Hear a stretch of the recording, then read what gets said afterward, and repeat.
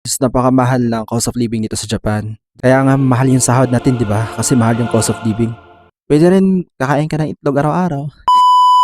Yo, konnichiwa minasama. It's Japan Talks at sasagutin natin yung katanungan ni Miss Joy.